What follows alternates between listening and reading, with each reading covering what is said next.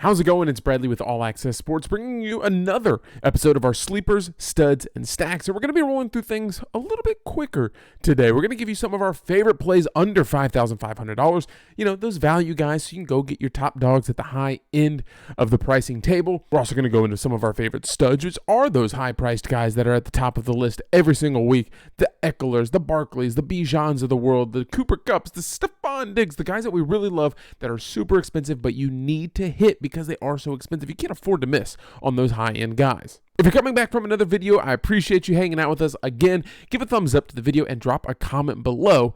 It really does help out the channel, and I just want to help get some information into your hands. As always, play the lineup that you want to play. We're just here to hopefully sprinkle a little bit of advice out there for some of you. Do appreciate you watching and hanging out, so let's get into the video. Per usual, we're starting off with the quarterback position with guys under $5,500. Now, we don't normally like to pay down for our quarterback, even though you can find some really good hits, like a Joshua Dobbs against the Seattle defense that's been, touched up a time or two. Possibly Sam Howell going up against the New York Giants, who've been banged up and just look like a terrible team in general. Or possibly taking Desmond Ridder once again. We mentioned it last week that, hey, he might be our favorite play from down below, putting up 22 points. And again, at $5,200, you want 4 times your value, so you're looking to get just over 20 points. He's done that with ease 3 out of the last 5 weeks, and essentially the last 2 weeks. Running backs under $5,500. Now, these are getting harder and harder to come by because Kyren Williams is going to be out. David Montgomery likely to be out. Jahmyr Gibbs uptick. Aaron Jones could be missing time. The aforementioned Jahmyr Gibbs could be out. So could you be looking at like a Craig Reynolds in that scenario? What do you know? Craig Reynolds questionable as well. Starting things off, Jerome Ford. Now, I really do like this play, but I love this play if Kareem Hunt is unable to go. He's had double-digit carries in most of the weeks since Nick Chubb has gone down, and he's going to have a matchup that plays a little bit to his favor. And the Indianapolis Colts don't even have Anthony Richardson. They'll have Gardner Minshew, which means that offense won't be clicking, I suspect, at full capability, giving more possessions and more opportunities to this Cleveland Browns offense. We know the Browns defense is good enough to get the ball back. Is the offense good enough to put up points? They should be. And if they get it done, it's going to be on the back of Jerome Ford at $5,100. I'm obviously not the only person that you've heard say this name over the past few weeks, but Jaleel McLaughlin, he's been extremely effective over the past few weeks, and more effective than Davante Williams. This offense is getting a little bit better. Now they're going up against the Green Bay Packers defense that's really good against the pass and really struggles against the run. It'll be interesting to see how they intertwine Javonte Williams and Jaleel McLaughlin. Again, he's been effective. He's getting some catches out of the backfield, not yet getting double-digit handoffs, but the carries, 4.3, 7.6, 10.3, 3. You compare that to what Javonte Williams has done, similar receiving stats, not as effective in the run, still both good. At $5,400, I think I'd rather take my chances on Jaleel McLaughlin to save myself $400 and possibly pay up for my defense or even just getting a hair of a better tight end. Last running back I want to talk about, Khalil Herbert still out, Roshan Johnson still out. Deonta Foreman could be in for a bigger game. This offense is obviously going to struggle when they're not having Justin Fields in there, but he's really the only running threat this offense has without Justin Fields in it right now. Las Vegas hasn't been great. They've barely been good, but I don't think they're going to blow Chicago out of the water where they have to completely abandon the run. Deonta Foreman should still get plenty of involvement at $4,800. It's a real bargain. Wide receivers under $5,500, and there's 2 guys that immediately catch your eye just under the threshold. So Marquise Brown against the Seattle Seahawks defense that's giving up a lot of points to wide receivers. There's no shot that he should be $5,300, getting double-digit targets 4 out of the last 5 weeks. And look at these points, 17, 17, 16, 16, 7.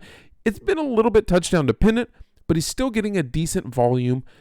Maybe not catching. Maybe it's Joshua Dobbs. I don't know.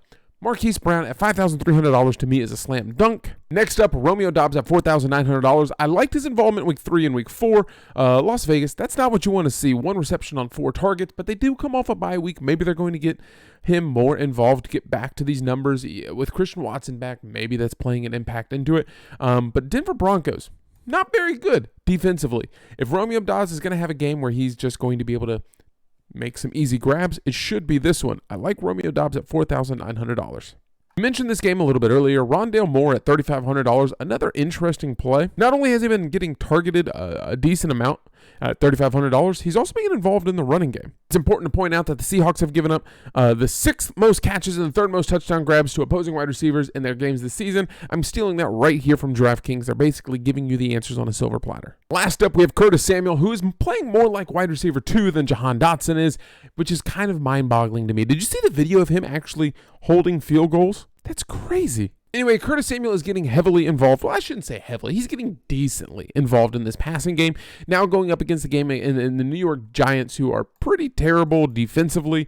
They rank 27th in total yards allowed, 28th in points allowed per game. They stink against the run. Washington doesn't have a great running team. I mean, Brian Robinson's been good. Antonio Gibson's been all right. I expect Curtis Samuel to have a good game. The Giants have good linebackers, in my opinion, good tacklers, but they do struggle at times in coverage.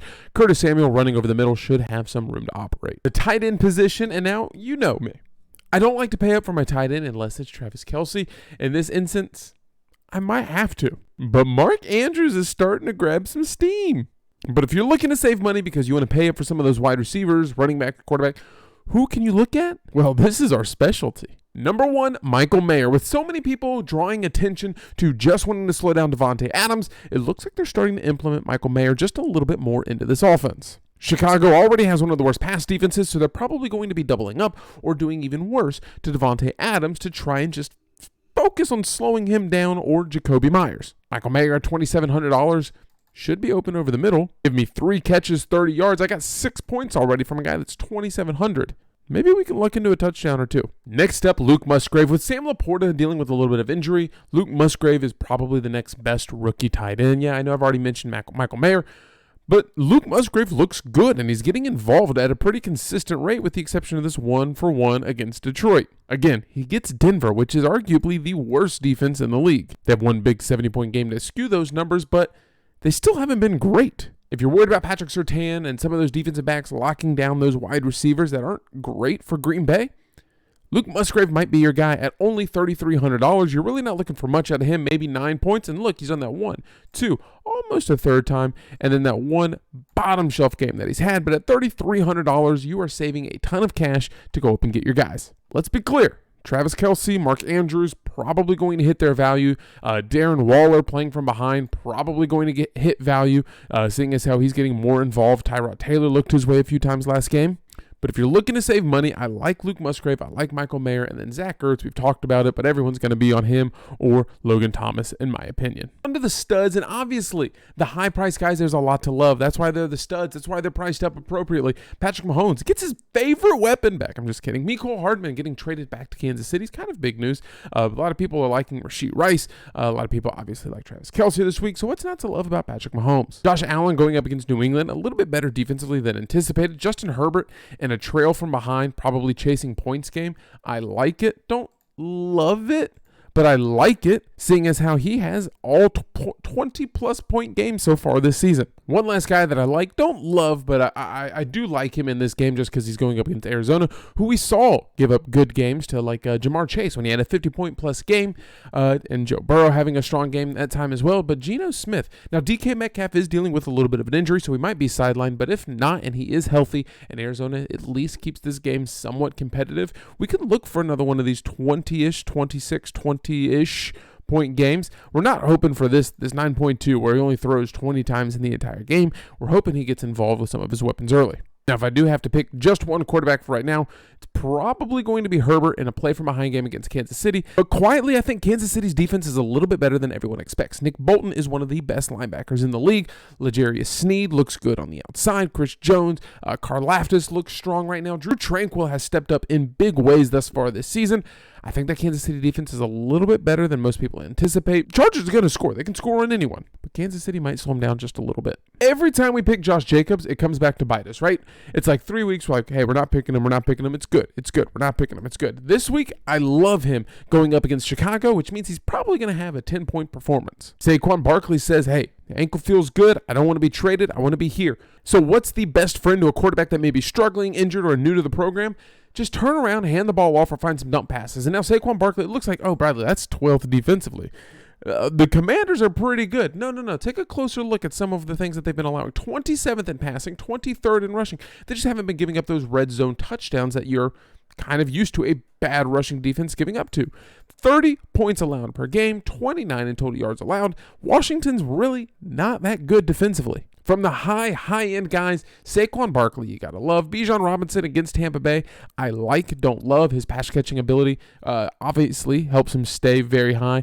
Kenneth Walker, probably my favorite play from the high-ish end people, especially when we talked about Seattle could blow this game out of the water early if Arizona isn't able to keep up, and he could mash it like he did 2 weeks ago or even 3 weeks ago against my Carolina Panthers. If Matthew Stafford can stay upright and that offensive line is able to protect him, Cooper Kupp should be in for another good game against the Pittsburgh Steelers, who struggle a little bit against the pass. Again, it is a good defense, not great, which is kind of surprising because when you think Pittsburgh right now, you think, hey, that's a good defense.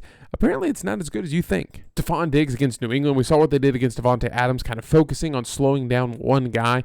I think they're capable of doing it. Keenan Allen against Kansas City. Again, they're better than you anticipate. They're probably going to have L'Jarius Sneed lined up on him over on that side. So if it's not going to be Kupp, I think it's kind of a fall off until you get to maybe Amon-Ra St. Brown, or you're going to have to go with one of the two guys from Tampa Bay, or all the way down to the Arizona. What am I saying? Pay up for running back and find you some value at the wide receiver position. He's pretty low priced in terms of guys that I really want to get into my lineup, but Jacoby Myers at $6,200 is a pretty good bet this week. Again, Davante Adams is going to be open. If they decide that they want to kind of double him up and steal the game plan that they saw last week against Davante Adams, Chicago's going to have to do something, and that should leave Jacoby Myers pretty wide open. One last note we forgot to mention earlier, just this Rams running back situation's kind of all over the place. Be paying attention Sunday morning. It's probably going to be Zach Evans, maybe Royce Freeman, but Myles Gaskin recently signed for the Vikings practice squad. Could get some looks. He's the highest priced guy, but it's probably going to be Zach Evans at $4,000. If that's true, I probably want to get him in my lineup. If you've made it all the way to this point in the video, man, I appreciate it. One last chance for you to give a thumbs up to the video. I greatly appreciate it. Now, looking at just some of the guys that we talked about in this video, Matt Stafford, getting him paired up with Cooper Kupp. Obviously, we are not 100% sold on this. This isn't the lineup that we're necessarily going to be entering into the tournament, but just to talk about some of the guys in this video. Kenneth Walker in a game that they're probably going to be ahead in, probably going to get heavy usage against Arizona. Isaiah Pacheco. The Chargers, not very good against the run, and look at Pacheco's numbers over the last 4 weeks. There's a lot to like here. And then you absolutely love to see this just in the event that Kansas City is in a close game against the Chargers, which they probably are going to be. I think he has real upside. Jacoby Myers, like, don't love. Rondale Moore, just a very, very cheap run back in our throwaway game. And then two guys from Green Bay against a league probably bottom 3 defense, right? And then just give me a defense down here. I'm fine with that. That's going to do it for this video. I really do appreciate you hanging out with me week after week. If you want more information, it's all down in the description, as well as your chance to win your Millionaire Maker ticket paid for free from All Access. Every week, we try to give you a chance to win a Millionaire Maker ticket. All you need to do is let me know, and this is down in the description below, but let me know who you think is going to be the top point scorer and how many points they're going to get. If you think it's going to be Cooper Kupp with 40 points, and he ends up getting 40.2, down in the comments, put Cooper Kupp 40 points. One guess per viewer. Void where prohibited. So drop that down in the comment below.